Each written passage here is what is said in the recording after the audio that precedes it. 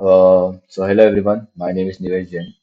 Uh, I'm currently pursuing my undergraduation in computer engineering from Bhatia College of Engineering, Pune, and I originally come from a city called as Sambhajinagar, formerly known as Aurangabad. It's also in Maharashtra only. So let us start with the video. So this is the final prototype I've been working on since few days.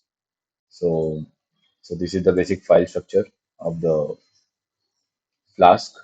Here all the HTML files are there in the static where our this sorry JavaScript and CSS, and this is the resource basically. There is not much use of this folder. So let us directly start our server, backend server. To start our backend server, the command is Python file name. So we'll hit enter and the server starts. Flash server starts. Uh, so it is running on this URL. So we'll press control and click. So first there is an authentication page. After putting username and password, which is admin, and password is password itself. So after logging in, we can see our task management system web page opens over here.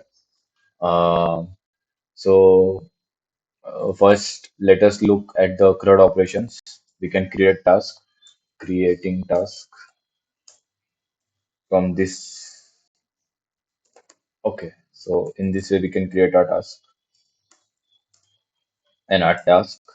It will add task to the database, and it will also show our pre-existing task. We have added it before only. Um, so this enables our operation also. Like we can display our existing task over here by clicking on this button. It is read operation. We can update our task. Like if you want to update this task, we'll simply hit and edit button, and then we'll write updated like you. Okay. So this also updates from in the database also in the packet, uh, and we can delete task by simply hitting the delete button. So let us now move to the backend, and we can see our changes over there also. So for this project, I use a relational database, which is MySQL only. First, we will log into our command line client. So the password I have been putting here is called as plain text password. One should remember this because we have its use afterwards. I'll mention it. So first we'll check all the database. So show databases. So our database is task manager, hence use task manager database name. Show tables and select star from tables. Okay, sorry, task. Okay, so there are three columns in our database. ID, which is a int value, which will give a unique number to every task. Name, with the data type as string, and completed with data type as boolean. So if we hit a checkbox over here, like we have checked this updated you, it will update in the backend also, and the completed changes from 0 to 1. So this is the basic CRUD operations I have performed over here. Now let us look the code, basic code. So starting from index.html, it is a basic. This is index.html where our add task button and display existing task buttons. So by going into JavaScript, we can clearly see that for when we this is the async function fetch task. So it's closely related with this button. When we display existing tasks, it goes in the database, fetch all the tasks, JSONify them, and render it on our index.html. This is the add task button. It will take the input from this box by get element by ID, and it will send it to the app.py in the backend. Uh, so add task, so it will fire a SQL query in our database. Next is our update task, like so it is the edit button over here. It will take the data from this checkbox and give it to the backend.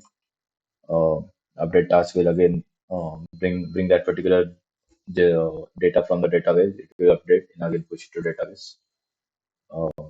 And checkboxes also, like, it uses put uh, methods. I'll show you in real time only. Yeah. So get task use get methods. Add task use post methods, and update task use put, and finally delete task will use delete methods. So this is the basic working of the prototype.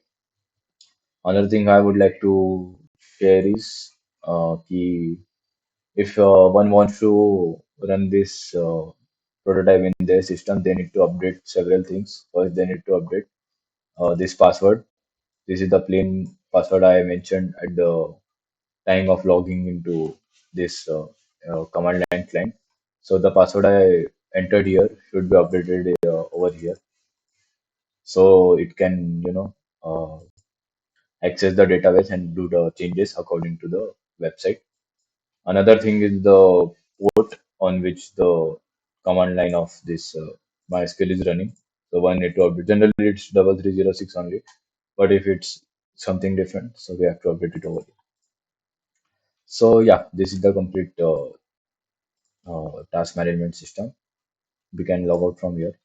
Another thing I would like to say, directly we can, if directly we want to access to the index page, we cannot access. It will redirect to login page. The functionality for this have been is over here. Uh, Check authentication. It will check if the secret key is matching or not. Yeah, if the secret key is present or not. If it isn't, it will redirect us to the login page again. Similarly, if the password is wrong, again it will redirect to login page. If the password and username matches, it will redirect to the index page.